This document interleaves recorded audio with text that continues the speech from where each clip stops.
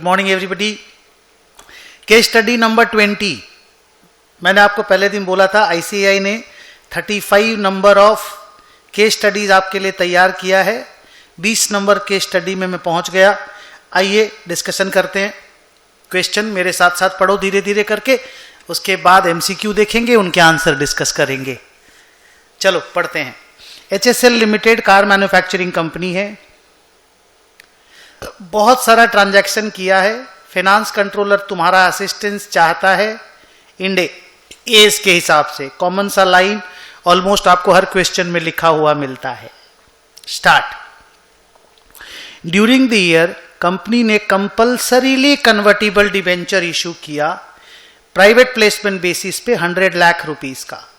Compulsorily convertible है, याद रखिएगा। इक्विटी कंपोनेंट बहुत बड़ा रहेगा। Each CCD is convertible into 5 equity shares of 5 shares at the end of 4 years। एक डिवेंचर के बदले 5 शेयर मिलेगा। Annual interest is payable at the rate of 6% per annum. 100 lakh पे 6% यानी 6 लाख रुपया साल का ब्याज आपको मिलेगा। At initial recognition the company has recognised a liability component of, अच्छा अमाउंट ही निकाल दिया है, 20,79,063। तो बाकी इक्विटी कंपोनेंट हो गया 79 लाख के आसपास। मैं राउंड ऑफ में बोल रहा हूं एक बार, बाकी एग्जैक्ट निकाल लेंगे। The company has also incurred expense of, ये तो सेम सम हम लोग किए थे।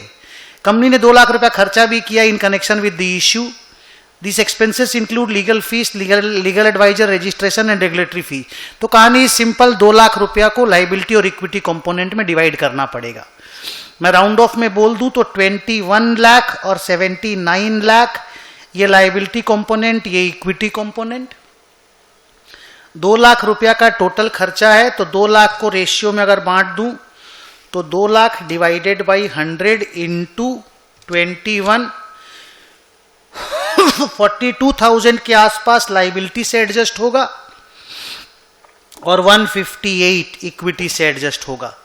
ये क्वेश्चन कौन सा वाला है? इसका ये क्वेश्चन नहीं है, ये देखो question. What shall be the accounting treatment of the expense of 2 lakh?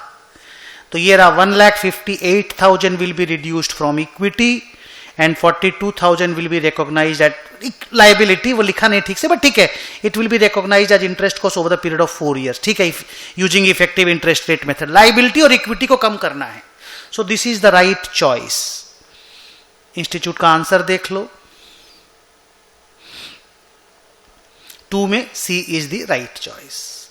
आ जाओ अगला question. The company acquired a 40% stake, associate हो गया 8 लाख रुपया में। Same question. 1 अक्टूबर को हम लोगों ने माल खरीदा है। 1 अक्टूबर के दिन कैरिंग अमाउंट और फेयर वैल्यू 2 लाख रुपया एक्स्ट्रा है, उसका डेप्रीसिएशन का हिसाब करना होगा। Remaining useful life 5 year 20 quarter, और अक्टूबर से दिसंबर के बीच में 50,000 का प्रॉफिट हुआ है। तो अगर मैं याद कर रहा हूं तो 8 लाख रुपया इनिशियल इन्वेस्टमेंट है, प्रॉफिट का 50,000 और डेप्रीसिएशन 1 क्वार्टर का 2 लाख का 20 से अगर मैं डिवाइड कर दूं, 1 क्वार्टर का 10,000, 50,000 का प्रॉफिट, 10,000 का डेप्रीसिएशन, तो 40,000 का नेट प्रॉफिट। 40,000 का 40% ऐड कर देंगे इक्विटी में। इन्वेस्टमेंट के फिगर में 16,000, क्लोजिंग इन्वेस्टमेंट 8 लाख 16,000, और ये 16,000 हम लोग अपने P&L में, कंसोल PL में ऐड कर देंगे। क्वेश्चन बोला at what amount shall the company carry the investments in the consolidated balance sheet? Answer is 8 lakh 16,000 and this is the choice. Answer is 8 lakh 16,000। Time waste नहीं करते। ये दोनों के दोनों क्वेश्चन पहले एक एमसीक्यू में, कोई सा केस स्टडी में आ चुका है, अभी रिपीट हुआ है, मैंने फिर से करा दिया।